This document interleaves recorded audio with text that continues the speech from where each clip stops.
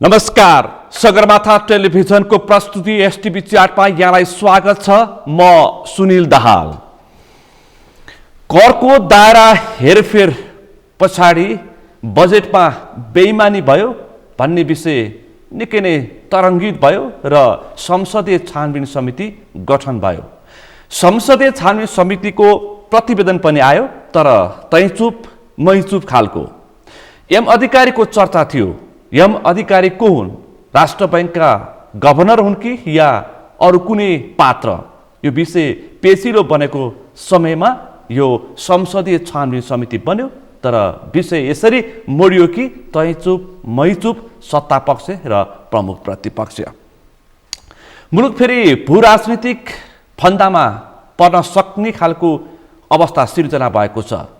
MCC, IPS र SPP र त्योसँगै चीन अमेरिका बीचको द्वन्द्व, विषय ताइवान र त्यसको बाछिटा मुलुक नेपालमा पनि। यसको विषय पनि अहिले निकै गहिरो चासोको साथ व्यक्त हुन थालेको छ। सँगै मुलुकको समग्र कार्यपालिका, न्यायपालिका र व्यवस्थापिका अस्तव्यस्त छ। सीमित व्यक्तिले मुलुकको बजेटमा रजाइ गर्दैछन् भन्ने सबैतिर चिन्ता रहेको छ। सीमित पात्रहरूले मुलुकमाथि रजाइ गरिरहेका छन्। अब यी पात्रहरूको रजाइ कहिलेसम्म भन्ने सवाल पनि उठ्न थालेको छ। त्यसकारण 165 स्थानमा स्वतन्त्र उम्मेदवारहरू प्रतिस्पर्धा गर्ने तयारीमा जुटेका छन्। त्यसकारण पूर्व प्रधानमन्त्रीहरू हराउ अभियान भित्र निकै पेचिलो बनिरहेको छ। यो सवाल पनि आज म छलफलमा केन्द्रित गर्नेछु। सँगै मुलुकको अर्थतन्त्र र समसामयिक राजनीतिक विषयवस्तुमा केन्द्रित रहेर म आज छलफल गर्दैछु। आजको यो छलफलमा मसँग सहभागी हुनुहुन्छ नेपाली कांग्रेसका नेता अमरेश कुमार सिंह। यहाँलाई स्वागत छ। धन्यवाद। आराम हुनुहुन्छ? आरामै। हिजो तपाईँले संसदमा एउटा विषय उठान गर्नुभयो। आम नागरिकले जुन किसिमको जुन विषयलाई अत्यन्तै चासोको साथ बुझ्ने प्रयास गरिरहेका थिए, ठ्याक्कै त्यो विषय तपाईँले उठान गर्नुभयो। यो मुलुक अहिले, अघि मैले विषय उठान पनि गरेँ, कार्यपालिका, न्यायपालिका र व्यवस्थापिका सबै अस्तव्यस्त छ। सीमित व्यक्तिले उनीहरूको सीमित व्यक्तिहरूको फन्दामा पन्जामा परेको छ। नेताहरू 10 जना, 10 देखि 15 जना, त्यस्तै हाराहारीमा यो देशका प्रशासकहरू, सुरक्षाकर्मी र त्यसकै वरिपरि तिनी 10-15 जनाको बीचमा, व्यापारीको बीचमा यो मुलुक फस्दैछ होइन? यिनीहरूको सीमित घेरामा मुलुक फसिसक्यो। अनि विगत 15 वर्षदेखि त्यही घेरामा छ। विगत 15 वर्षदेखि र झन त्यसै घेराभित्र घेरा झन बलियो हुँदै गइरहेछ। नेपाली जनता निरीह भइरहेछ। आम कार्यकर्ता, आम जुनसुकै सेवाका हुन्, चाहे निजामती सेवाका हुन्, चाहे न्यायपालिकाका हुन्, चाहे त्यहाँ जहाँ पनि अन्यायको बिगबिगी छ, न्याय खोज्न गाह्रो छ, समानता खोज्न गाह्रो छ, आर्थिक समृद्धिको सपना जस्तै देखिन्छ। किनकि यहाँ 10-15 जना बिचौलिया छ जसले यहाँको क्यापिटल बाहिर राखिरहेछ। आज देशको आवश्यकता छ कि विदेशमा कसको पैसा छ, आज खोज्नु पर्ने आवश्यकता छ। विदेशमा कसको पैसा छ। अलिकति आज तपाईसँग मूर्त रूपमा स्पष्ट हुने, जनताले बुझ्ने भाषामा जनतालाई बुझाउनु पर्ने अवस्था सिर्जना भएको छ। जनताले बुझ्ने भाषामा तपाईँ र म छलफल गर्न आज हामी तयार हुनुपर्छ। किनकि तपाईँले हिजो, मैले फेरि पनि जोडेँ, विषय उठान गर्नुभयो। 10-15 जना नेता, 10-15 जना प्रशासक, 10-15 जना व्यापारी र 10-15 जना बिचौलियाको बिचमा यो देश चलिरहेछ। यति होइन, यिनीहरूको स्वार्थ अनुकूलको भन्नुहोस् त कसरी चलिरहेछ? कार्यकारीको अनुहार चेन्ज भए पनि यो तन्त्रको अनुहार चेन्ज भएन। यो बिचौलिया तन्त्र।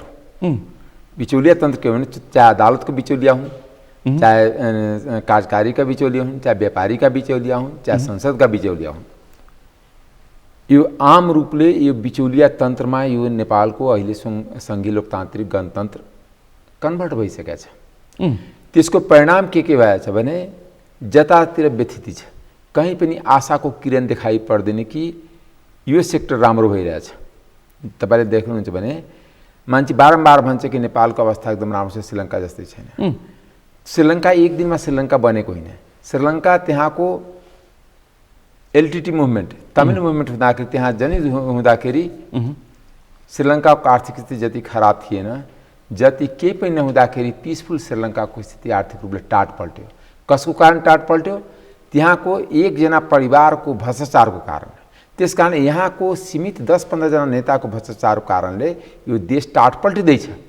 सीमित 10-15 जना नेताको कारणले यो मुलुक टाट पल्टिँदैछ। जस्तै अब त्यो 10 आज नाम तोक्नुपर्छ तपाईले। नाम त तपाईहरुले खोज्नु गर्नु हो नि। शेरबहादुर देउवा हैन, मलाई म भन्छु नाम त तपाईले खोज्नु पर्छ। एउटा कुरा के हो भने यस्तो अमूर्त तपाई यस्तो स्पष्ट बोल्ने वक्ताले अमूर्त जवाफ दिन पाइदैन। एउटा कुरा के हो भने तपाईले सुनिलजी म के आग्रह गर्छु, तपाईले मलाई एक दिन सुरक्षाको ग्यारेन्टी गर्नुस्। अमरेश कुमार सिंहको पनि यो मुलुकमा सुरक्षा छैन भने तपाई अरु कसको हुन सक्छ? हैन, प्रश्न त्यहाँ जान्छ फेरि मेरो। सुरक्षाको स्थिति ठीक छ भने कसैले भन्न सक्दैन। तपाईले एउटा कुरा म बताउँछु कि ल भन्नुस् त। यो मैले भने नि सिम्बोलिक मैले भनिसके कि यो जुन आज यो सिम्बोलिक हैन, जनताले बुझ्ने भाषामा हैन, बुझ्ने भाषा हैन, व्यक्ति पात्र र तोकेर छलफल गरौँ आज। हैन, व्यक्ति र पात्र त यिनै त हुन् नि। हैन, नैतिकताले पनि हामीलाई सार्वजनिक तपाईको सञ्चार माध्यमबाट भन्न मिल्दैन। पार्टीमा तपाईलाई समस्या पर्ला तर जनताको तपाई वाइवाइ खान सक्नुहुन्छ। जनतालाई तपाईलाई चाहिएको अब मौसिकको निर्वाचन तपाईलाई चाहिएको जनताको मत हैन। हामी के भन्छ, जहिले पनि राजनीति गर्दाखेरि हामी देश र जनतालाई साक्षी राखेर नै राजनीति गरेको छु, गरिरहन्छौँ पर्छ। यदि त्यसै कारणले यो विषय मैले हिजो संसदमा उठाएको हो। संसद भनेको सबभन्दा आधिकारिक प्लेटफर्म हो, जनताको प्रतिनिधित्व संस्थाको उच्चतम निकाय हो र जहाँ जनताको सोभरेन्टी युज गरिन्छ। त्यहाँ मैले विषय प्रवेश गरेको हो, लिखित रूपमै गरेको, लिखित रूपमा सभामुखलाई दिएको हो। किनभने हाम्रो देशमा के भएछ भने यहाँको अर्थतन्त्रको बारेमा चर्चा हुँदैन, आन्तरिक लोकतन्त्रको बारेमा चर्चा हुँदैन। अझ पनि तपाईलाई अलिकता कूटनीतिक तवरले जवाफ दिन खोज्दै हुनुहुन्छ। हिजो तपाईले अलि प्रष्टसँग बोल्नु भएको थियो। नेता भनेपछि अहिले 5 दलका 5 नेता हैन, प्रचण्ड, देउबा, ओली, माधव, त्यसभित्र पनि फेरि गठबन्धनभित्र पनि को आजु राणा, पूर्णबहादुर खड्का हैन, यिनै पात्रहरू देखिएका। मैले 10 जना भनेपछि नेपाली जनताको चेतना स्तर यति अगाडि छ, उनीहरू आफै ठम्याउँछन् कि को नेता छ। यो मुलुकलाई ब्रह्मलुट गर्ने कुन नेताहरू छन् सत्ताको स्वार्थमा? सत्ताकै स्वार्थमा पहिला पनि ब्रह्मलुट हुँदाखेरि बहुदल गएकै हो। त्यो कुनै जनयुद्धको कारणले या कुनै राजाको मात्र महत्वाकांक्षाको कारणले गएको होइन। अनि के हुन्छ भने यो ब्रह्मलुटले यसको इम्प्याक्ट आउँदो 5 वर्षमा हुन्छ। किनकि राजनीति गर्ने व्यक्तिले आउँदो 25 वर्ष 50 वर्ष परको देख्न सक्नुपर्छ। यो होइन कि आज म जुन पदमा छु त्यसैलाई पर्मानेन्ट बुझेर लुटेर अनि आफ्नो जे मनोपली गरेर। के हुन्छ भने डेमोक्रेसी भनेको के हुन्छ, मेजोरिटी अफ रुल मात्र होइन, प्रोटेक्सन अफ माइनोरिटी पनि हुन्छ। माइनोरिटी इन द सेन्स म सङ्ख्याको हिसाबले भने चाहे गरिब होस्, आर्थिक हिसाबले पनि हुन्छ, पावरको हिसाबले पनि हुन्छ, उसको पनि प्रोटेक्सन गर्ने राज्यको दायित्व। मेजोरिटीको रुल यसरी बुझौँ, धनी गरिबको लागि होइन, धनीको लागि होइन, गरिबको लागि पनि यो मुलुक हो। मैले भन्न खोजेको त्यहाँ त्यसरी बुझ्नुपर्छ। त्यही मैले भने चाहे त्यो हाम्रो यहाँको चेपाङ गरिब किन नहोस्, चाहे कुनै दलित किन नहोस्, चाहे कुनै जुम्लाकै किन नहोस्, चाहे कुनै मधेसकै दलित किन नहुन्, त्यसको बारेमा पनि राज्यको सोच्ने र त्यसको के प्रगति भएछ त्यो इन्डिकेटरबाट राज्य कति अगाडि बढ्यो त्यो देखिन्छ। हामी त्यो इन्डिकेटरमा खासै प्रगति देख्दैन। एउटा कुरा, मधेसका जुन दलित छन्, चाहे चमार छन्, मुसर छन्, धोबी छन्, तत्मा छन्, यिनीहरूको के जीवनचर्यामा परिवर्तन भयो? उनीहरूको बच्चाहरू कति % पढाइमा अगाडि आए? शिक्षा, स्वास्थ्य र रोजगारीमा कति प्रतिशत पाए? उनीहरूले वीर हस्पिटल या टिचिङमा कतिले एक्सेस पाए त्यो समुदायको मान्छे स्वास्थ्यमा? ग्रान्डी र मेडिसिटीको त कुरै छोरो, ग्रान्डी मेडिसिटीतिर त कुरै छोड्न सक्दैन, उनीहरूले हेर्न पनि सक्दैन, त्यो बाटो हिँड्न पनि सक्दैन। एक दिनको बिल त्यहाँ भर्ना हुने बित्तिकै 1 लाख भन्दा माथिको आउँछ। त्यो त फेरि के हो भने राष्ट्रको ढुक्टीबाट ब्रह्मलुट गर्नेकै त्यो फेरि हस्पिटल त्यसमा इलाज गराउन सक्छ या त राज्यले तिर्छ। एउटा कुरा भने राष्ट्रको ढुकुटीबाट ब्रह्मलुट गर्नेहरूकै हस्पिटल, किनभने कुन नियम कानुनले देशको तमाम राजनीतिक पार्टीको नेताको उपचार खर्च सरकारले तिर्छ? किन नियम कानुनले? संविधानको कुन दफामा छ कि राजनीति गरे बापत उपचार खर्च सरकारले तिर्दिनु पर्छ? त्यो प्रश्न त मैले तपाईँलाई गर्ने होइन, मैले तपाईँलाई भन्दैछु, म डिबेटमा लाउन चाहन्छु नि यो कुरा हो। दोस्रो कुरा के भने यो के भने मिलिभएको त यहाँ के भयो भने म बारम्बार मेरो 1-2 वर्षदेखि नै यसमा बुझाइ के छ भने यो देशमा सरकार पक्षीय भ्रष्टाचार छैन, सर्वदलीय भ्रष्टाचार छ। सरकार पक्ष छैन, सर्वदलीय भ्रष्टाचार छ। अहिले सत्ता पक्षले गरेको छ, विपक्षी कहाँ पनि पुर्याउँछन् र हिजोको दिनमा सत्ता पक्ष गर्थ्यो, विपक्षी यहाँ पुर्याउँथ्यो। 500 मेगावाट हाइड्रोको ठेक्का लाग्यो भने सत्ता पक्षका 5 दलले मात्र होइन, सत्ता विपक्षका केपी ओलीको बालकोटा पनि पुग्छ। यसको ज्वलन्त 2-3 उदाहरण नै तपाईँलाई दिन सक्छौँ। ल भन्नुहोस् त। जस्तै पोखरा एयरपोर्ट सत्ता पक्ष र प्रतिपक्ष दुईटैको मिलेको भ्रष्टाचारको नमुनाको इक्जाम्पल हो। पोखरा क्षेत्रीय अन्तर्राष्ट्रिय विमानस्थलको करप्सन, भ्रष्टाचार, पक्ष विपक्ष दुवैको समान सर्वदलीय भ्रष्टाचार हो। फास्ट ट्र्याक निजीका काठमाडौँ निजीका फास्ट ट्र्याक भइरहेछ, यो पनि सर्वदलीय भ्रष्टाचार हो। तपाईँलाई अर्को तपाईँलाई बताउँछु कि यो जुन आयरलिङ्गमको जग्गा काण्ड त्यो पनि सर्वदलीय भ्रष्टाचार हो। नेपाल एयरलाइन्सको वाइड बडी प्लेनको पर्चेजिङ त्यो पनि सर्वदलीय भ्रष्टाचार हो। एनसेलको ट्याक्स छली त्यो पनि सर्वदलीय भ्रष्टाचार हो। इभन नेपाल ट्रस्टको मलाई आउँदै दिन नेपाल ट्रस्टको जग्गाको वितरण त्यो पनि सर्वदलीय भ्रष्टाचार हुने। ई पासपोर्टदेखि लिएर अभी कमिङ सिक्युरिटी प्रिन्टिङ प्रेसको खरिददेखि लिएर इभन त्रिभुवन इन्टरनेसनल एयरपोर्टको एक्सपेन्सनको कुरा भइरहेछ, त्यसको लागि पनि सर्वदलीय भ्रष्टाचार छन्। चाहे तपाईँलाई बताउँछु यस्ता धेरै जहाँ अर्बभन्दा माथिको ठेक्का हुन्छ त्यसमा सर्वदलीय भ्रष्टाचार छ। एउटा कुरा तपाईँलाई बताउँछु, त्यो सर्वदलीय भ्रष्टाचार रोक्नलाई कम्तीमा 10-5वटा प्रोजेक्टको निष्पक्ष छानबिन भएर जनतालाई हेर्नु छ। फेरि छानबिन यो संसदीय समिति जस्तै होइन, यस्तो खालको त होइन। यो त के भने मैले अस्ति मान्छे हाँसे, मैले ठट्टामै भनेको थिएँ माननीय लक्ष्मणलाल कणेजीलाई, नमस्कार सफाई समितिको सभापतिलाई भनेकोलाई। अस्ति करको दायरा हेरफेर गरेर बजेटमा सीमित घराइसी ठुला व्यापारीलाई पक्ष पोषण गर्ने जनार्दन शर्मा प्रकरणको संसदीय छानबिन समितिको अध्यक्ष त्यहाँको सदस्यहरूले के भन्दै थियो भने हेर्नु न अलिकति हामी बोल्न खोजेको थिएँ जाँच गर्न कि हाम्रो दलको अध्यक्षहरूबाट एकदम असाध्य प्रेसर आयो कि चुप लागेर त्यस्तो केही गर्ने होइन, केही बोल्नु होइन। त्यहाँ संसदीय छानबिन समितिको सदस्य जनार्दनको प्रकरणमा समितिका सदस्यलाई पार्टीका अध्यक्षले हरेक पछिल्लो दृष्टान्त मात्र पेश गरेको म तपाईँलाई बताउँछु। हरेक संसदीय छानबिन समिति ढाकछोप समिति भन्छ, ढाकछोप समिति या सफाई दिन समिति। यदि कुनै घटना छ भने सफाई दिन समिति। जस्तै तपाईँलाई बताउँछु अहिलेसम्म जतिवटा संसदीय समिति बन्या छ, एक त त्यसको रिपोर्ट सार्वजनिक हुने, रिपोर्ट सार्वजनिक भए पनि कार्यान्वयन त आजमा भएको इतिहास छैन। बिल्कुल छैन। नेपालको संसदीय व्यवस्थाको बारेमा अलिकति अध्ययन गरिराख्नुहुन्छ तपाईँले, हामी पनि बुझ्छौँ। किनकि संसदीय व्यवस्था यहाँको सबभन्दा विकृत रूप छ। न संसदीय दलको बैठक हुन्छ, कुनै पार्टीको राजनीतिक दलको संसदीय दलको बैठक हुँदैन। होइन हामी पर पुग्यौँ।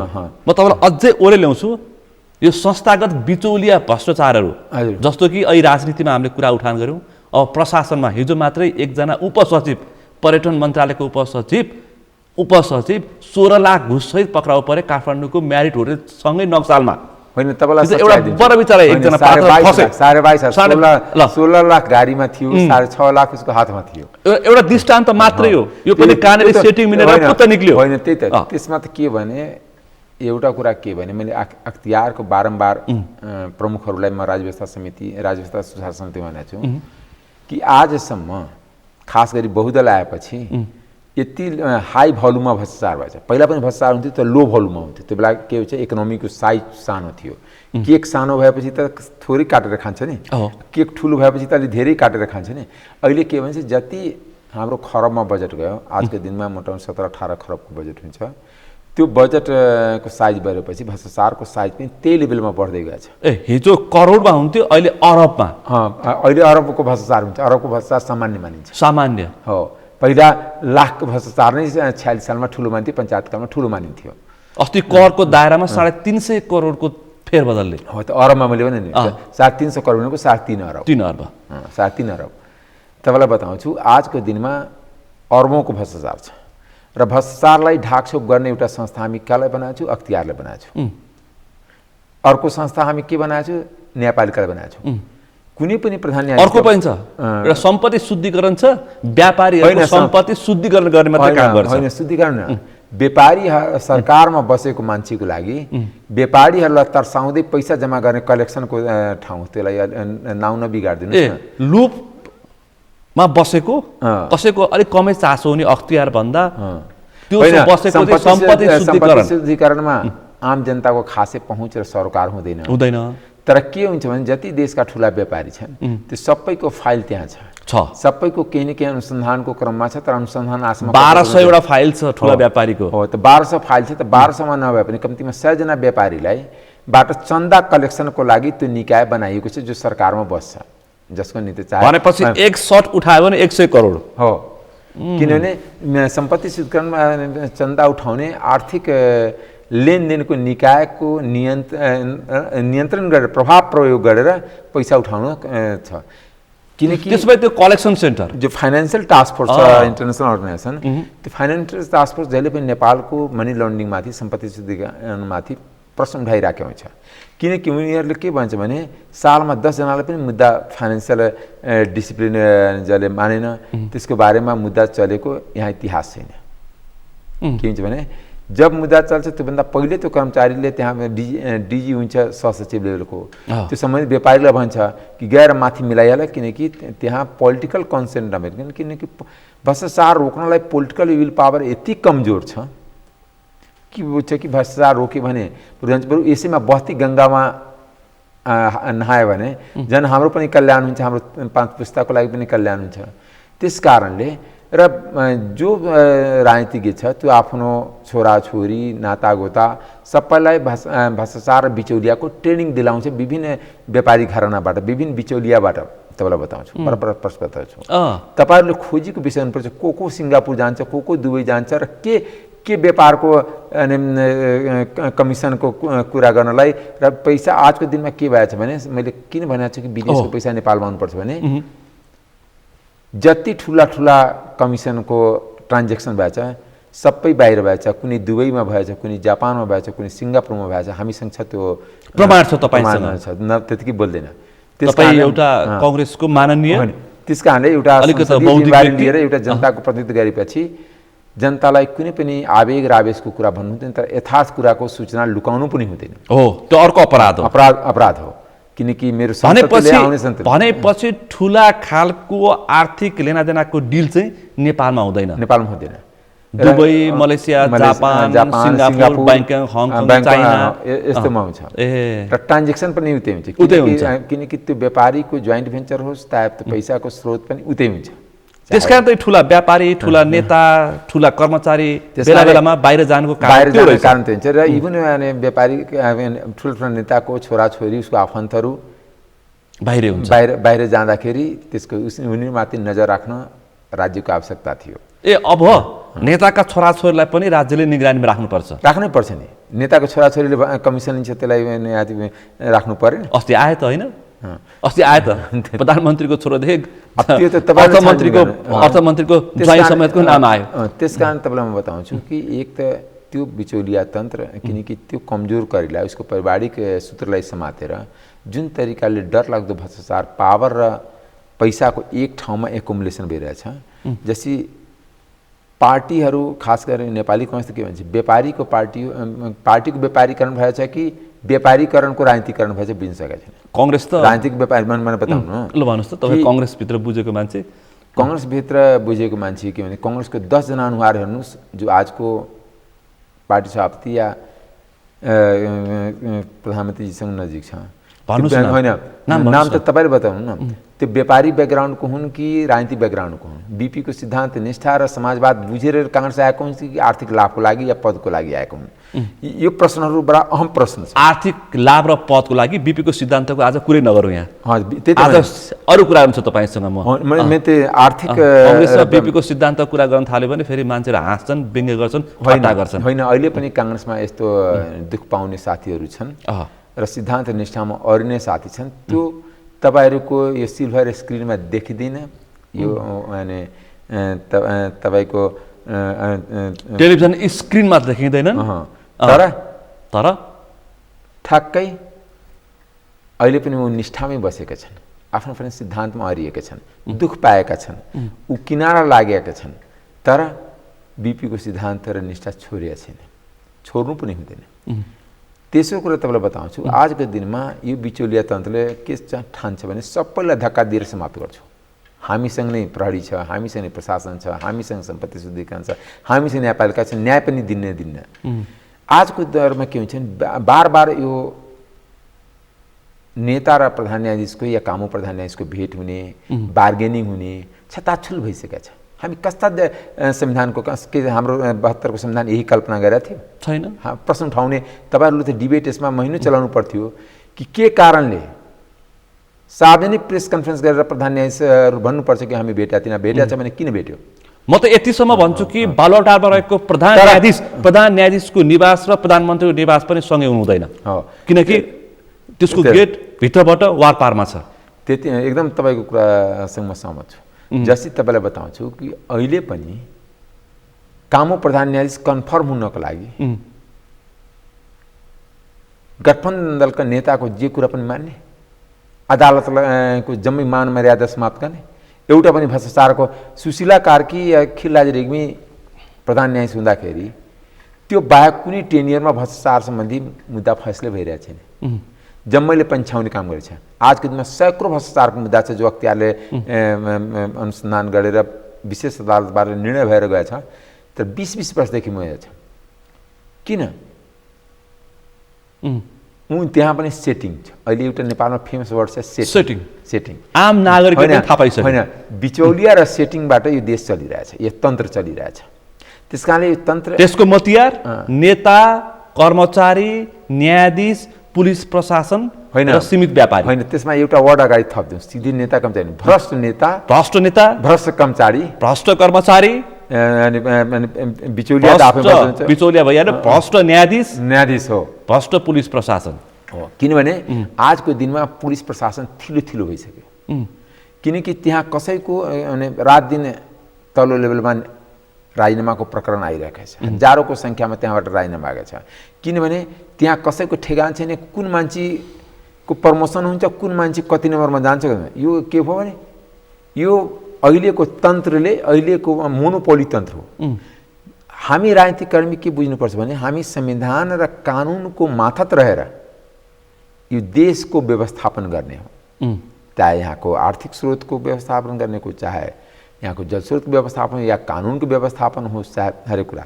तर हामी के बुझ्छौँ, हामी संविधानभन्दा माथि छौँ। अहिले नै पुलिसको प्रमोसन र पोस्टिङ देख्दाखेरि त्यो यस्तो मलाई एउटा कविता याद आउँछ, भनिदिनुहोस्। लाज लजाती जिसकी कृति से धृति उपदेशक हो है, माने जसको कामले लाज पनि लजाउँछ। लाज आफैमा एउटा शर्म गर्ने कुरा हो, शर्म पनि यस्तो काम देखेर शर्मिन्दा हुन्छ कि यस्ता कहीँ पुलिसको प्रमोसन हुन्छ, हाकाहाकी कानुन, हाकाहाकी नियमावली चेन्ज हुन्छ, हाकाहाकी अनि बेचारा दुःख गरेर जो इमान्दारीपूर्वक काम गरेको हुन्छ त्यसलाई कहाँ पुर्याइन्छ, किनकि उसको एउटै अपराध छ, पैसा दिएन। जसले पैसा दिँदैन पैसा दिएर भने प्रमोसन हुँदैन, हुँदैन। जस्तै तपाईँलाई बताउँछु, म 2 नम्बर प्रदेश जसलाई मध्य प्रदेश नामाकरण गरिएको छ, मध्य प्रदेशको डिआइजी चाहे सशस्त्रको चाहे नेपाल पुलिसको पोस्टिङको लागि कम्तीमा 50 लाख रुपियाँ बुझाउनै पर्छ। त्यो थोरै भएन र? होइन, सुन्नु न, पहिला पुरा त। त्यसपछि महिनाको कम्तीमा 1 करोड रुपियाँ पुर्याउनै पर्छ। त्यस कारणले प्रत्येक महिना 50 लाख त जाने बित्तिकै बार्गेनिङ दिनु पर्यो, डाला भन्छ यसलाई, अनि सुरुमा अलिकति त्यो दिएर जानु पर्यो, सगुन दिएर जानु पर्यो। 50 लाख एमाउन्ट सगुन हो र 1 करोडको दरले महिना पुर्याउनु पर्छ। मैले तिनीहरू नै सुनाउँछ, हामी कुनै भूत विद्या या तन्त्र विद्याबाट बुझेको होइन, त्यो डिआइजीहरू नै सुनाउँछन्। 1 करोड रुपियाँ महिना दिनको लागि के गरेछ भने बोर्डरमा खुल्ला तस्करी छ, किनकि मेरो बोर्डरकै कन्स्टिट्युन्सी छ। तपाईँ सर्लाहीको हो, सर्लाहीको मात्र होइन, मेरो एकदम जुन निर्वाचन क्षेत्र छ बागमतीको किनार र नेपाल भारत सीमासँग जोडिएको हो, 40 किलोमिटर। अब त्यहाँ देख्छु कि गिट्टी बालुवादेखि लिएर, रक्सीदेखि लिएर, चिनीदेखि लिएर, कपडादेखि लिएर, मरिचदेखि लिएर, मटरदेखि लिएर, सुपारीदेखि लिएर यस्तै तस्करी छ कि त्यहाँ ग्राउन्डमा जाँदाखेरि लाग्छ कि त हामी तस्कर तन्त्रमा त बसेका छैन। किन काठमाडौँको मान्छेले थाहा किन काठमाडौँमा त ठुला थाहा हुन्न किन बोर्डर जोडिया छैन छैन। अन्तर्राष्ट्रिय सीमा काठमाडौँसँग जोडिएको भए यहाँ पनि थाहा हुन्थ्यो। तर यहाँ त के भने आफ्नो आफ्नो प्रोफेसनल मान्छे छन् जो युनिभर्सिटीमा पढाउँछन् उसलाई बाहिर दुनियाँसँग मतलब छैन। जो पेसागत कर्मी छन् चाहे त्यो पत्रकार हुन् चाहे अन्य पेसामा वकिल हुन् अथवा पेसामा लागेका हुन्। तर त्यहाँ जाँदाखेरि त के हुन्छ भने देखिन्छ कि पूरी तस्करी कसरी चलिरहेछ। त्यहाँ राज्यको उपस्थिति छैन। होइन राज्यको उपस्थिति राज्यको सहयोगमा हुँदैन। राज्यको त पर्याप्त उपस्थिति छ। सेवा सुविधा देशको 80% सशस्त्र कहाँ डिप्लोइड छ? मध्य प्रदेशमा या बोर्डर साइडमा खास गरी दक्षिण बोर्डरमा झन्डै 20,000 भन्दा माथि डिप्लोइ छ। नेपाल पुलिस पनि त्यतिकै छ। तर उनीहरूको सहयोगमा उनीहरूको एउटा वर्ड छ त्यसमा तस्करीको लाइन खुलाउने हामीसँग छ। किनकि तस्करहरू कोड भाषा तपाईले सुनेको त्यहाँ सुनेको र सबभन्दा एउटा के छ बारम्बार मैले भन्छु कि घुमुवा हटाउनु छ। प्रहरी र सशस्त्रमा जुन घुमुवा राखेको छ त्यो घुमुवा के को लागि पैसा उठाउनको लागि राखेको हुन्छ भन्छ। सुरुमा कन्सेप्ट थियो कि सादा ड्रेसमा उसले सूचना कलेक्सन गर्छ कि राज्य विरुद्ध कुनै गतिविधि भयो भने उसले सूचना कलेक्सन गरेर किनकि युनिफर्ममा। तर ऊ सूचना कलेक्सन होइन आजको दिनमा ऊ सबै पैसा कलेक्सन र त्यो घुमुवाहरू तपाईँ पुलिसबाट रेकर्ड लिनुहोस् 20-20 वर्षदेखि त्यहीँ बस्याउँछ। 20 वर्षदेखि घुमुवा घुमुवा त्यसो सरुवा हुँदैन सरुवा पनि हुँदैन उसलाई युनिफर्म पनि लगाउनु पर्दैन ड्युटी पनि गर्नु पर्दैन मात्र पैसा कलेक्सन गरेर हुन्छ। गुप्तचर निकायको सदस्य पनि हुन सक्छ नि त त्यो होइन गुप्तचरको त आफ्नै छुट्टी छ बेचारा त त्यो निरी छ। किनकि यी बन्दुकी बलाहरूले उसले अनि हात उठाएर अलिकति दिइदिने हो कहिले काहीँ भोज बतेर खुवाइदिने हो मासु सासु खुवाइदिने हो त्यति मात्र हो। तर यो दुईटा बन्दुकीवालाको कुरा गर्दैछु नेपाल प्रहरी र सशस्त्र प्रहरीको। यो अहिले हेर्दाखेरि के भने सशस्त्र प्रहरीको बनाउने औचित्य केमा थियो त्यसमा थियो। अनि माओवादी जनयुद्धमा राजाले तत्कालीन राजाले नेपाली सेनालाई त्यसको मकसद त अर्कै थियो सशस्त्रको। अहिले सीमा सुरक्षा बलको रूपमा खटाइएको छ। तर अहिले के भएछ भने तस्करी सीमा सुरक्षा बलको रूपमा भएछ नेपाल प्रहरीको सशस्त्र प्रहरी हो। तपाईँले देख्नुहुन्छ भने म अस्ति नै देखिरहेको थिएँ एउटा अहिले त के मोबाइलको जमाना चल पनि एउटा एकदम गरिब महिलाले एउटा बोरामा आधा बोरा जति के सामान ल्याएछ। प्रहरीको एउटा असैले उसलाई लखेटी होइन र त्यसपछि उसले पैसा दिन मान्यो भने त्यही बोरामा थपक्क त्यो प्रहरीले युनिफर्ममा बसेको छ। भिडियो भाइरल भएछ सप्तरीतिरको हो। र त्यो महिला गिरिआइरहेछ छोडिदिनु त उनीहरूले पैसा दियो भनिराखेका छन्। यो हाम्रो आँखाको अगाडि चलिराखेको छ। भनेपछि एउटा हामी समग्र भनौँ कि प्रहरी प्रशासन पनि भ्रष्ट भइसक्यो। अब तपाईले अस्ति अब तपाईले सानो कुरा आज तल बसौँ होइन गृह प्रशासनबाट नि भ्रष्टाचार हुन्छ। प्रधानमन्त्री कार्यालय पनि भ्रष्टाचारले प्रशासन त्यो त मन्त्री भइसकेपछि उसका मातहतलाई यति उठा भनेर उसले जिम्मेवारी दिन्छ। उसको मातहतले यति उठाउनु पर्छ भनेर अर्कोलाई जिम्मेवारी दिन्छ। त्यो त संस्थागत भ्रष्टाचार तपाईँलाई मैले भन्नै पर्दैन सबै कुरा थाहा छ। तपाईँको राज्यलाई अलिक बढी नजिकबाट बुझ्ने तपाईँले हिजो तपाईँ 10-12 जना घरनाको ठुला व्यापारीको नाम लिँदै हुन्थ्यो संसदमा। यिनीहरूको पन्जामा यिनीहरूकै अर्थतन्त्र छ। म त्यसको व्याख्या गर्छु। म एकदम डिटेल स्टडी गरेको छु। तपाईँले देशमा अहिले 50 खरबको मजदात डिपोजिटले 50 खरब छ। 47 खरब ऋण प्रवाह भएछ। 47 खरब 18 लाख नेपाली नागरिक लिएछ। 47 खरबमा 30 खरब 100 जनाले मात्र लिएछ। 17 खरबमा झन्डै 18 लाख मान्छे लिने र 30 खरब 30 जनाले 30 जना होइन 100 जना जति तर भने मेजर त 30 जना नै लिएछ। त्यसको मैले 17-18 घरानाको नाउँ पनि लेखिदिएको छु। त्यहाँ के भएछ भने मैले अध्ययन गर्दाखेरि प्रश्न भनौँ न अहिले के शङ्कर ग्रुप रे विशाल ग्रुप जगदम्बा ग्रुप हो अनि त्यो जुन तपाईँलाई बताउँछु गुल्यान ग्रुप मुरारका छ गोल्छा छ दुगर छ। अनि यो जुन छ भने किनकि मैले यो अनुसन्धान किन गरेँ भने एकजना पढे लेखेको मान्ने मलाई के भन्नुभयो भने कि मान्यजी बडा हामी गलत अवस्थामा देशको सांसद छौँ अहिले त देश 10 जना साँढे र 10 जना मारेको हातमा गइसकेको छ। देशलाई त उठ्न गाह्रो भइरहेछ। 10 जना साँढे, 10 जना मारे। 10 जना साँढे भनेको उहाँको भनाइअनुसार के थियो भने जो संसदको पहिलो रोमा बस्छ ती साँढे अनि उहाँलाई नियम कानुन बोल्दा पनि लाग्दैन, 2 घण्टा बोल्दा पनि हुन्छ, 1 घण्टा बोल्दा पनि हुन्छ। हामी 3 मिनट बोल्यो भने माइक काट्न थाल्छ। यो देशको पशुपतिनाथ नै सबैले 10 जना जुन हरेक पार्टीका, फेरि एक पार्टीको सबै पार्टीका, किनकि सबै पार्टीको सत्तापक्ष विपक्षदेखि लिएर सबै पार्टीको सानादेखि ठुला पार्टीको प्रमुखहरू त्यहीँ बस्नुहुन्छ। त्यो 10 जनाको हातमा लोकतन्त्र छ। उहाँहरूलाई नियम कानुन लाग्दैन, विधिको शासन लाग्दैन र 10 जना मारवाडी औद्योगिक घरानाको हातमा अर्थतन्त्र छ। बैंक उनीहरुकै होइन, तपाईले बैंक उनीहरुको, बीमा उनीहरुको, हाइड्रो पनि उनीहरुको, त्यति होइन, ठुला उद्योग धन्दा उनीहरुकै, हुँदा स्कुल पनि उनीहरुको, स्कुल पनि उनीहरुकै, अब हस्पिटल पनि उनीहरुकै। अब हरेक कुरा के भने तपाईले अहिले त पछिल्लो समय हाउसिङ र घर जग्गा पनि उनीहरुकै, शेयर पनि उनीहरुकै। मैले त्यही भने कि त्यसमा के भएछ भने पुरै सिन्डिकेट जस्तै राज्यले सबै लाइसेन्स फेरि राज्यले दिन्छ। राज्यले यो विचार गर्नु पर्दैन। अस्ति आयो त करको दायराको हेरफेरका ती पातहरू सबै मारवाडी। मैले तपाईँलाई बताएँ नि कि मैले त्यसै कारणले मैले भनेपछि म अनुसन्धान सुरु गरेँ। यो घटना 1 महिना पहिलाको। मैले 1 महिनादेखि मैले त्यसको डिटेल अनुसन्धान, किनकि हामी संसदमा कुरा राख्दाखेरि अथेन्टिक हुनुपर्छ। मैले जुन हिजो डकुमेन्ट प्रस्तुत गरेको छ, मैले खुला राज्यको जुनसुकै निकायको मान्छेसँग त्यसमा बहस गर्न तयार छु। तपाईले बोलेको त आधिकारिक हो, आधिकारिक संसदको रेकर्डमा रहन्छ। म डाटा नेपाल सरकारको डाटा हो नि। मैले तपाईलाई बताउनुस् कि उहाँले भन्नुभयो श्रीलङ्का हुँदैन। मैले कसरी हुँदैन? किनकि एक आर्थिक वर्षमा $2.5 अरब घट्नु, 4 आर्थिक वर्षमा कति अरब डलर घट्छ? यदि यही भने हिसाब किताब गर्दाखेरि त 10 अरब डलर घट्छ। 10 अरब डलर घट्नै पर्दैन, 5 अरब डलर घट्न बित्तिकै देशको हाहाकार हुन्छ। तपाईलाई बताउँछु, एक सालमा 4 खरबभन्दा बढीको व्यापार डिफ्रेन्स भएछ। लास्ट टाइममा 15.5 खरबको थियो, अहिले 19.2 खरबको व्यापार भएछ। माने आयात भएछ। आयातमा इम्पोर्टको कुरा, जति इम्पोर्ट बढ्दै जान्छ, व्यापार घाटा बढ्दै जान्छ, डलर सञ्चित घट्दै जान्छ। त्यो त सिम्पल हिसाब हो। व्यापारीको नाफा चाहिँ फेरि बढ्दै जान्छ। होइन, व्यापारीको नाफा त व्यापारीको त यहाँको सम्पत्ति दुबई पुग्छ, दुबई इन्डिया पुग्छ, ब्याङ्कक पुग्छ, सिङ्गापुर पुग्छ। तपाईँले एउटा कुरा, अब हामीले यसरी कुराकानी गर्नु पर्यो अमरेश कुमार सिंहज्यू। अब व्यक्ति किटानको नगरिकन यो देश बन्दैन।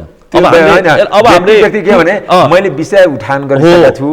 यो भ्रष्ट यी 10 जना नेता, यी 15 जना नेता, यी पात्र हुन्। यो चुनाव आउँदैछ नि, एउटा कुरा के भने यो व्यापारी बिचौलिया, यो व्यापारी बिचौलिया, यो कर्मचारी, यो सचिव बिचौलिया, अहिले जुन छ नि कि जुन आइरहेछ नि कि जुन ग्रुपहरू आइरहेछ, पूर्व प्रधानमन्त्री अभियान या 65-70 कटेको मान्छे हराउ अभियान, त्यो बडा राम्रो ट्रेन्ड हो। यो यदि सफल भयो भने नेपाल यहीँबाट परिवर्तनको सुरुवात हुन्छ। त्यो भनेपछि अहिले जुन अभियान देखेको छ, सागर ढकाल भन्ने जो एकजना सागर ढकाललाई त म सेल्युट गर्छु। डडेलधुरा पुगेर कल हराउन गएको छैन। तर सागर ढकालको स्पिरिट देशको युवाको स्पिरिट हुनुपर्छ, नेपाली जनताको स्पिरिट हुनुपर्छ। मैले पनि 70 वर्षमा राजनीति गर्न पाउनुहुन्न, यो छोड्नुपर्छ, यो मान्यतामा विश्वास गर्छु। यस्तो देशको ढुकुटी लुटेर खान पल्केकाहरूले छोड्छन् राजनीति? छोड्ने बित्तिकै सिद्धिन्छन्। यदि सागर ढकाल जस्तै लाखौँ युवा आउँछ भने आफै छोड्न बाध्य हुन्छ नि। कसले छोड्छ? बाध्यताले छोड्छ कि राजाले रहरले छोडेको हो? बाध्यताले छोडेको। त्यस्तै नेपाली जनता उठ्नुपर्छ। यी छोटे राजाहरू पनि बाध्य भएर छोड्न बाध्य हुन्छन् नेपाली जनता उठेपछि। एउटा कुरा के भने हामी एउटा राजा हटाएर 10 जना राजा बनाउनको लागि गरेको होइन। हामी त्यसको नाम के भने लोकतन्त्र भन्यो, गणतन्त्र भन्यो, किन जनताको शासन भन्यो। तर जनता त कहाँ छ? जनता पनि अलि मूर्ख भए। होइन, मूर्ख होइन, तिनै नेताहरूले बोलेको ताली पिटेर हिँड्छन्। मूर्ख के भयो भने हाम्रो देशमा अशिक्षा छ, गरिबी छ, असमानता छ र यहाँको सिस्टम माथि भनसुनको आधारमा चल्छ। तपाईले एउटा गरिबले हामीले जिल्लामा सिडिएसपीलाई भन्यो न्याय पनि पाउँदैन, यस्तो अवस्था छ। पैसा हुनेको न्याय, पैसा हुनेले त न्याय उसको घरमा न्याय होइन, घरमा पैसा हुनेको त न्याय घरमा पुग्छ।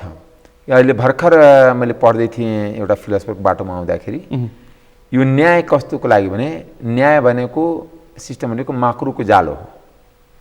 माकुरो सानो झिङ्गाहरू त्यसमा फस्छ, ठुलोले चिडेर जान्छ, ठुलो जीवजन्तु त चिडेर जान्छ। माकुरको जालमा त जस्तै हाम्रै अगाडि माकुरको जाल त हामी त अर्किँदैन नि, हामी त क्रस गरेर गइहाल्छौँ नि।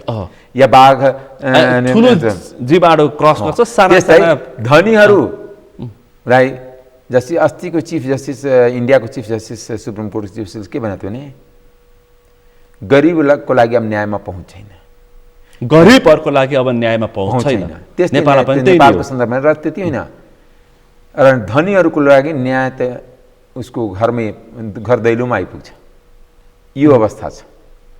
तपाईँलाई म बताउनु भनेपछि धनीहरूको लागि सिंहदरबार अनि यो रामशाहपथको सर्वोच्च अदालत,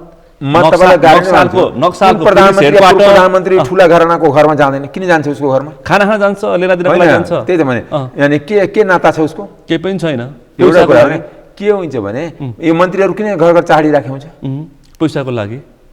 मैले नाउँ कसैको लिन्न, तर म 10-20 जना नेता यस्तो चिन्छु कि व्यापारिक घरानाहरूको घरमा चाडी राखेको हुन्छ। को? ठेकदारको छोराको नातिनीको पासनीमा पुग्छन्, किन पुग्छन् यिनीहरू? लाइन लागेर। तपाईँलाई देख्नुहुन्छ भने कुनै बिचौलिया र कुनै ठुलो नेता पार्टी गएर भने त्यहाँ लाइन लागेर न्यायाधीशदेखि लिएर नेतादेखि लिएर प्रहरीकोदेखि लिएर यस्तो अवस्था छ।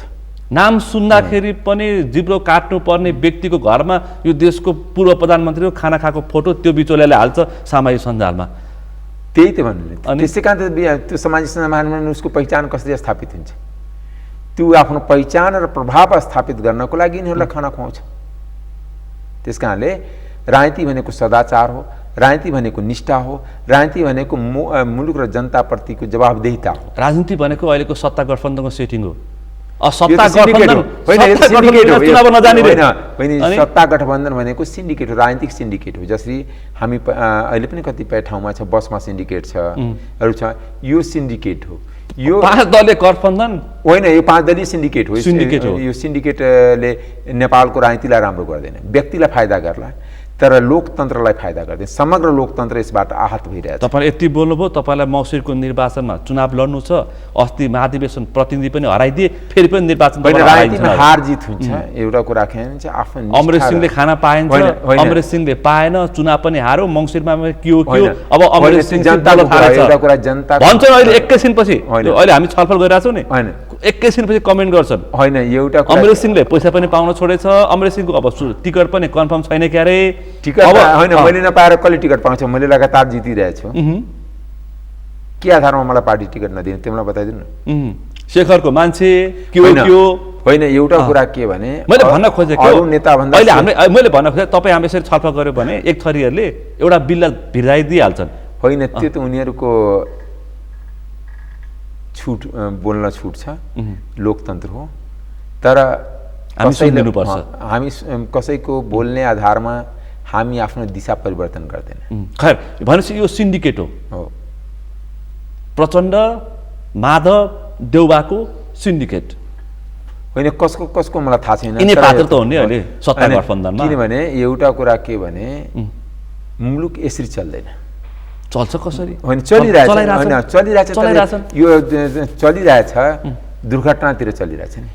जसरी बिग्रोको ट्रक चलाउनु हुँदैन, कुन बेला नदीमा खोलामा खस्छ, कुन बेला एक्सिडेन्ट हुन्छ, चल्न त चलिरहन्छ केही बेलासम्म, त पढ गएर ब्रेक फेल भएर या केही भएर एउटा बिग्रेको ट्रक बरु खोलामा खसोस् क्या, बरु त्यो मान्न तयार। तर यता सबै राम्रो ट्रक पनि खोलामा खस्ने डर भयो, बाटै सिद्धिसक्यो, बिग्रिसक्यो। होइन, एउटा कुरा के भने यसपालिको जुन आम निर्वाचन मङ्सिरमा जुन भनिरहेको छ, त्यो निर्वाचन नेपालको राजनीतिको लागि कोसे ढुङ्गा साबित हुन्छ। जुन युवाहरूको चेतना, सामाजिक सञ्जालको चेतना र जनताको जुन आकाङ्क्षामा कुठाराघात भएको त्यसको अभिव्यक्ति, त्यसैको त 3-4 ठाउँमा अभिव्यक्ति व्यक्त पनि, चाहे काठमाडौँका मेयर बालेन शाह हुन्, चाहे साम्पाङ हुन्, चाहे धनगढीका गोपाल हमाला हुन्, चाहे त्यो जनकपुरको चाहिँ होइन के अरे, जनकपुरको त पार्टीकै थियो, टिकट नदिएपछि असन्तुष्टिको बाँकी उम्मेदवार। त्यस्तै अरू पनि छन्, गाउँपालिकाहरूमा छन्। त्यस्तै संसदको पनि स्थिति होला मलाई लागिरहेछ। भनेपछि तपाईँले यो जुन पूर्व प्रधानमन्त्री हराउ अभियानमा तपाईँको साथ छ होइन त, समर्थन छ? होइन, त्यो कुरालाई मैले एप्रिसिएट गर्छु, स्वीकार्नुहुन्छ? स्वीकार्छु। साथ बोल्न सक्दिनँ, बोल्न अहिले ठ्याक्कै सक्दिनँ, होइन, तर बोल्न चाहिँ मान्छु होइन। एउटा कुरा के भने युवाहरू राजनीतिमा आउनुपर्छ, पढे लेखेको मान्छे आउनुपर्छ, देशलाई भिजन दिनुपर्छ। त्यसको प्रश्न सागर ढकालको प्रश्न थियो कि आखिर त्यही बेलायतले त अक्सफोर्ड पढेको मान्छे दिएर छ। अहिले पनि इन्डियाको जति छ, ज्योतिराज सिन्धियादेखि लिएर सचिन पायलटदेखि सबै कोही युके, कोही अमेरिका एकदम MBA गरेको एकदम हाई क्वालिफाइडहरू छ, जुन यहाँ इन्डियाको पनि यङ। भुटानमा हेरौँ न, भुटानका सबै मन्त्रीहरू विश्वविद्यालयका उत्कृष्ट विद्यार्थीहरू हुन्। हो, तर यहाँ के छ भने जम्मै झोलेलाई दिन्छ, झोले यसम्यानको खोजी छ। जस्तै हामी पार्टीको डिसिप्लिनमा पार्टी हाराकीमा अटाउँदैन, किन? हामी यसम्यान छैन। हामी जस्ता लाखौँ मान्छे यस्तो दुःख पाइरहेका हुन्छन्, किन हामीलाई दुःख दिएर उनीहरूलाई यस्तो हुन्छ कि हेर उनीहरूको PhD काम लागेन, उनीहरूको चुनाव जितेको काम लागेन। जस्तै तर बताउँछु, हाम्रै संसदीय दलमा 4वटा सभा अनि अहिलेसम्म प्रमुख सचेतक भयो, तर हाम्रो संसदीय दलको नेताले के मेसेज दिन खोज्नु नेपाली जनतालाई, नेपाली काङ्ग्रेसको कार्यकर्तालाई कि जित्यो भने तिमीहरूलाई पनिस गरिन्छ, जो समानुपातिक हुन्छ, जो मनोनित हुन्छ, त्यही मात्र हाउस चलाउने अधिकार छ। त्यो त थाहा छ नि। प्रत्यक्ष निर्वाचितहरू चाहिँ होइन, प्रत्यक्ष निर्वाचित होइन, प्रत्यक्ष निर्वाचितको अगाडि एक्सप्रेसन हुन्छ। होइन, जनताको झोला बोक्ने कि नेताको झोला बोक्ने? प्रत्यक्ष निर्वाचित पारी, समानुपातिकै प्यारी। हो, जस्तै तपाईँलाई बताउँछु, प्रत्यक्ष निर्वाचितको अगाडि बडा सामने प्रश्न खुला हुन्छ, जनताको झोला बोक्ने कि नेताको झोला बोक्ने? प्रश्न हुन्छ। अब हामी जनताको झोला बोकेन भने अर्कोचोटि चुनाव जित्दैन, जनताको कुरामा बिजी राख्नुपर्छ। समानुपातिकलाई के हुन्छ भने जनताको झोले बोक्नु पर्दैन, नेताको झोला बोकेपछि पुगिहाल्छ। नेताको प्यारी त्यसै कारण तपाईँलाई बताउँछु कि यो जुन मत भन्छु समानुपातिक सिस्टम नै खारिज गर्नुपर्छ। जनप्रति भनेको जनताबाट प्रत्यक्ष निर्वाचित, चाहे त्यो प्रधानमन्त्री होस्, चाहे मन्त्री होस्, चाहे सांसद होस्, प्रत्यक्ष निर्वाचित हुनुपर्छ। यसो कुरा गऱ्यो भने फेरि भन्छन् कि होइन, तपाईँलाई भर्खर भन्न छोडे, भर्खर मात्रै अब भन्न छोडे। अस्तिसम्म त्यो रहेको एजेन्ट ठुल्ठुलो कुरा गरेर हिँड्छ भन्थे, अहिले भर्खर भन्न छोडे। होइन, अब जनताको सवालमा तपाईँले आवाज उठाउन छोडेपछि अहिले आवाज उठाउन थाल्नुभयो, अलिक कम भएको छ। भन्न त भने नि, तपाईँलाई थाहा छ कति समयसम्म भने। होइन, त्यो भन्न त के हुन्छ भने कुनै मधेसी अनुहार देख्ने बित्तिकै भनिहाल्छ, तर विदेशीको दलाल यहाँका ठुला नेता नै छन्। त्यो कुनै सामान्य सांसदलाई आरोप लगाएर कहीँ पनि हामी पुग्दैन। अब त ती आरोप लाउनेहरू आफै रहेछन् त, अब भन्न सक्ने त स्थिति रहेन नि त। त्यस कारण तपाईँलाई बताउँछु, दोस्रो कुरा तपाईँलाई म बताउँछु कि यो सबभन्दा डरलाग्दो सिचुएसन के छ भने कि हरेक पार्टीको आन्तरिक लोकतन्त्र आइरहेछ।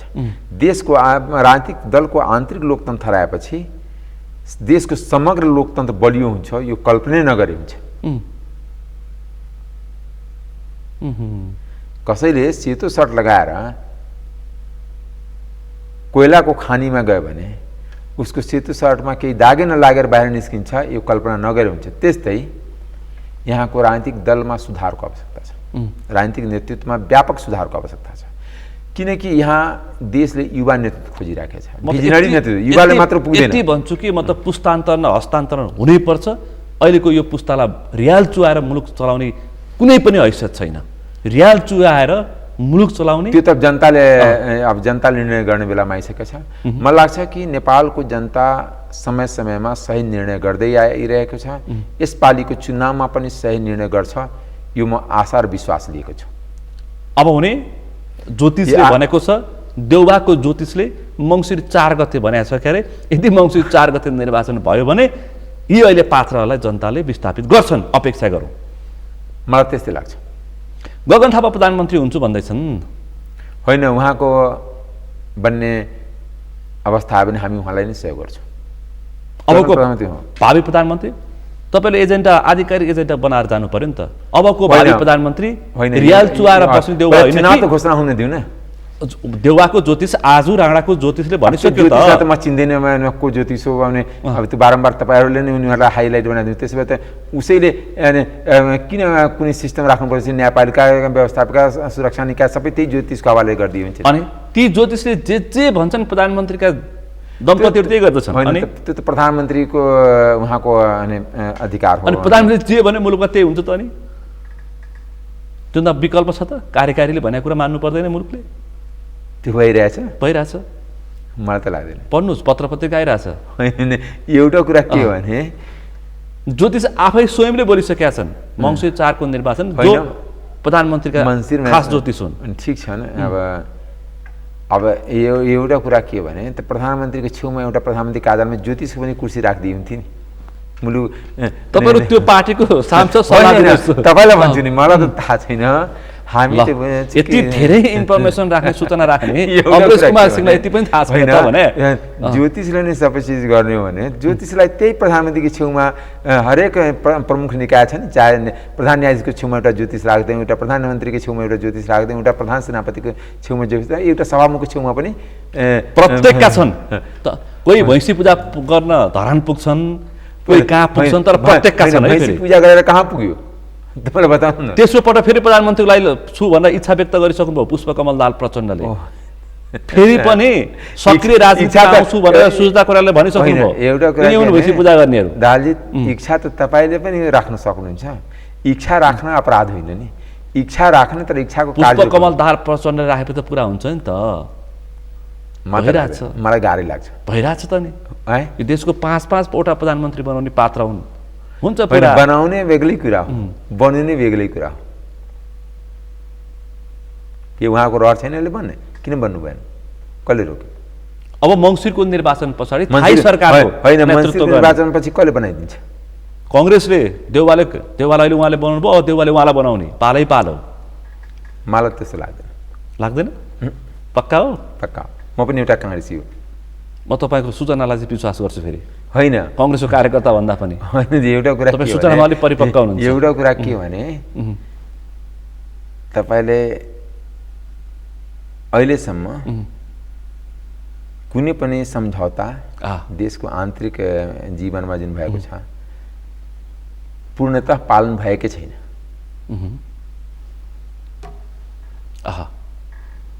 न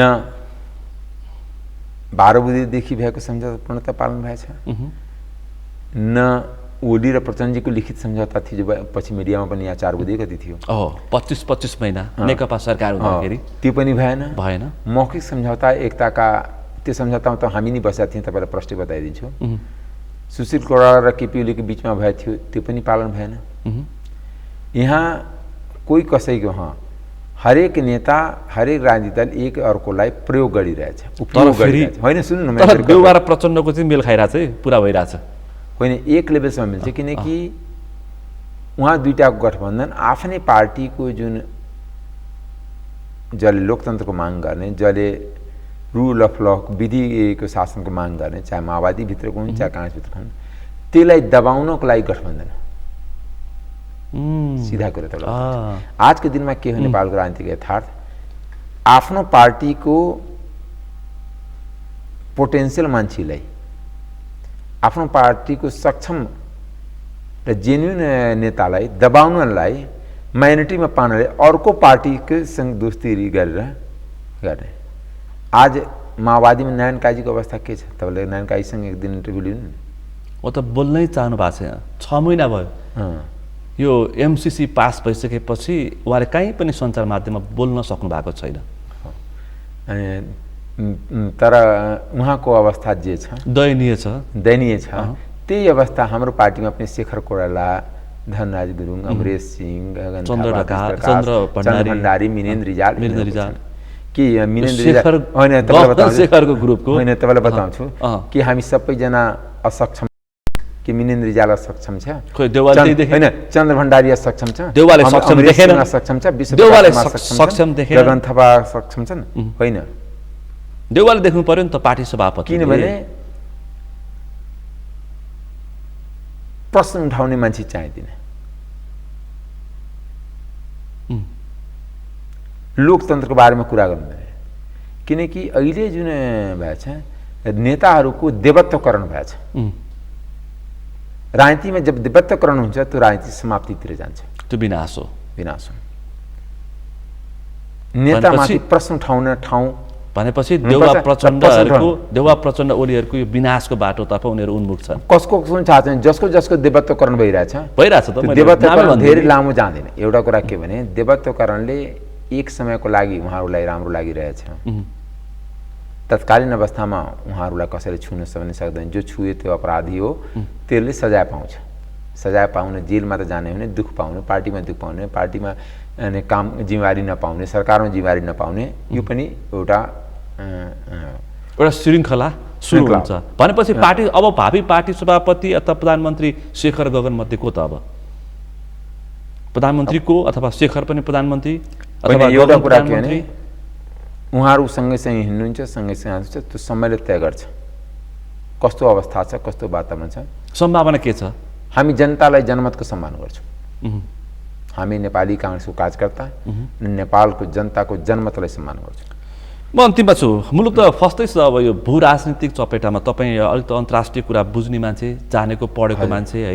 अब हेर्नुहोस् त यो ताइवानकोले गर्दाखेरि चीन र अमेरिका सिधा आइसके।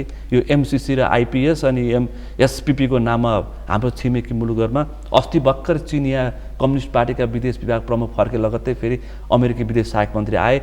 मान्छेले सामान्य बुझेका छन् हामी त फेरि अहिले आर्थिक सङ्कटमा फस्दैछौँ भनेर छलफल गर्दैछौँ। अब त्यो भू राजनीतिक जियो पोलिटिक्समा पनि सिद्धि नै भयो त अब के गर्ने? एउटा कुरा के भने जसरी हाम्रो भन्दा हजारौँ किलोमिटर टाढा रसिया र युक्रेनको वार भइरहेछ, त त्यसको बछिटा त वर्ल्डको सबै देशमाथि परेछ। चाहे पेट्रोलको प्राइस बढेर होस्, चाहे अन्य महँगी बढेर होस्, खाद्यान्नको प्राइस बढेर होस्।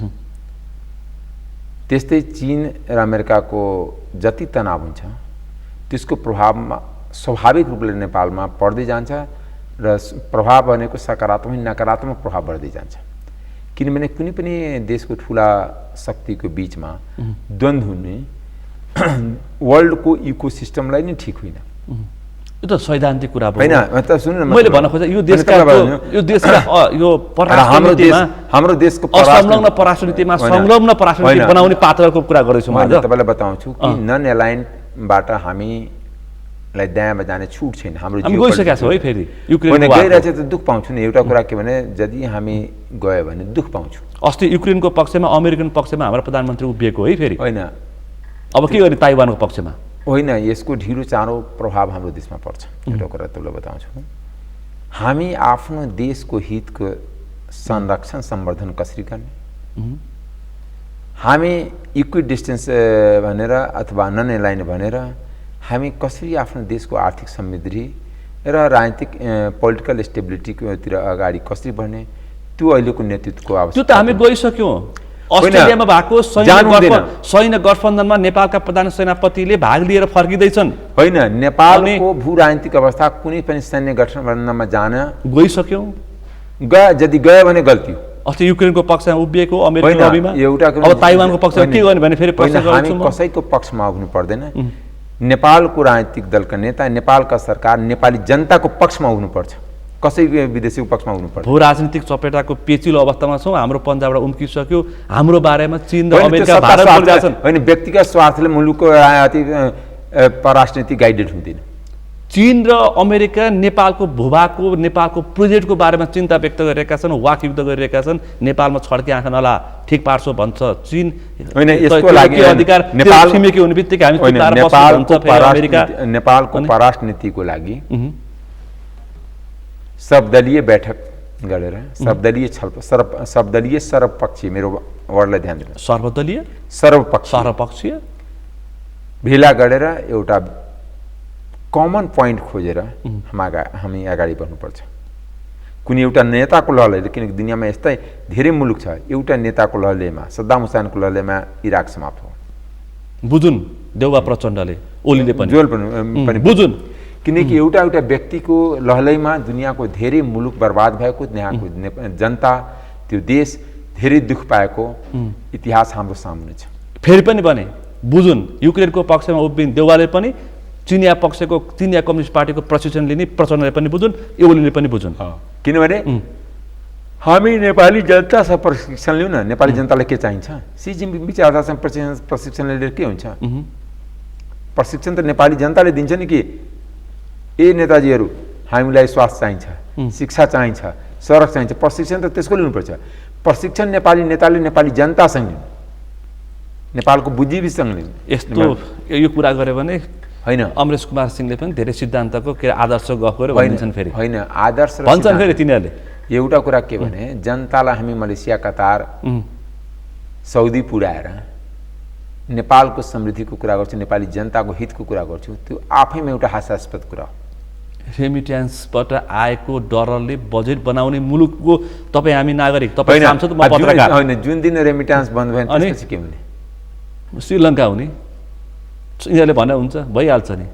त्यसै कारण तपाईँलाई बताउँछु, रेमिट्यान्स र अहिले इम्पोर्टको जुन ब्यालेन्स अफ पेमेन्टको यति ग्याप छ। 92% हामी किनेर खाने मुलुकको जनता श्रीलङ्का हुँदैन भनेर त्यसै कारण हाम्रो देशको उत्पादन बढाउनु पर्छ। तपाईँ लाग्नु पर्यो नि त, बोल्नु पर्यो संसदमा, कराको कराई गर्नु पर्यो। मैले बोलेको छु नि, त्यो बोलेको आवाज जनतासम्म पुर्याउने माध्यम तपाईँहरू हुने। एउटा कुरा के भने जनताको पक्षमा बोलेको कुरा त तपाईँहरू सञ्चार माध्यमको दायित्व जनतासम्म पुर्याइदिनु पक्का छ र गर्छौँ पनि। र मलाई लाग्छ कि जनतामा चेतना बढिरहेछ। यसपालिको संसदीय चुनाव, प्रतिनिधि सभाको चुनाव अरू निर्वाचनभन्दा फरक हुन्छ, यो मैले बुझेको पनि छु, विश्वास पनि लिएको छु। तपाईँलाई अन्तिममा, म अन्तिममा छु, मङ्सिरमा हुने प्रदेश र सङ्घको निर्वाचनमा अन्य निर्वाचनभन्दा फरक प्रतिस्पर्धा हुन्छ, त्यो फरक निर्वाचनको परिणाम देखाउँछ होइन त? हो। यसपालि युवाहरू अगाडि आउँछ र युवाहरू आउनु पनि पर्छ। मैले यो आज नागरिकताको विषय पनि उठान गरिनँ, होइन त्यो नागरिकताको विषय उठान गर्न त्यस कारण तपाईँ मैले यो प्रधान न्यायाधीशलाई यो महाभियोग लगाएर थन्काको विषय पनि उठान गरिनँ। के को लागि भन्ने कुरा अहिले तपाईँले भनिहाल्नुभयो, स्वार्थको लागि कहाँ मिलो मेसो मिलाउनु। महाभियोग एउटा कुरा तपाईँलाई भन्दैछु, तपाईँले विशेष टच गरेको कारणले लास्ट महाभियोगको प्रावधान नै संविधानबाट खारिज गर्नुपर्छ, संविधानबाट हटाउनुपर्छ। यो सरकारको एउटा या सत्ताधारी दलको टुल भएर गएछ। अनि त्यो माओवादी प्रचण्डहरूले बनाएको त्यो 5 जनाको त्यो समाजवादी मोर्चा छ नि, कङ्ग्रेससँग बार्गेनिङ गर्ने, त्यो विषय पनि उठान गरिनँ मैले।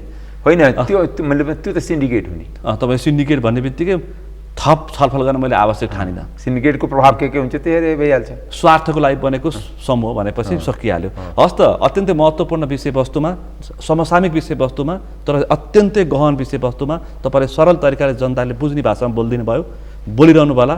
हामी तपाईँसँग छलफल गरिरहन्छौँ। यो समय र समाजलाई आभार व्यक्त गर्न चाहन्छु। हस्, तपाईँलाई पनि धेरै धेरै धन्यवाद सुनिलजी। आज हामीले विशेष गरी अहिले मुलुकमा उठेका समसामयिक अर्थका बारेमा, त्यसपछि कार्यपालिका, न्यायपालिका, व्यवस्थापिका लगायतका सबै विषयवस्तुमा देखिएका जुन समस्याहरू छन्, चिन्ताहरू छन्, तिनै चिन्तामाथि बसेर हामीले जनतालाई बुझ्ने भाषामा छलफल गऱ्यौँ, जनताले बुझ्ने भाषामा। आजको छलफलमा मसँग सहभागी हुनुहुन्थ्यो नेपाली कङ्ग्रेसका सांसद युवा नेता अमरेश कुमार सिंह। आजको विषय प्रसङ्ग यति नै। भोलि अर्को विषय प्रसङ्गका साथ एसटिभी च्याट ल्याउने बाचा गर्दै म सुनिल दाहाल पनि बिदा चाहन्छु। सगरमाथा टेलिभिजन हेर्दै गर्नुहोला। नमस्कार।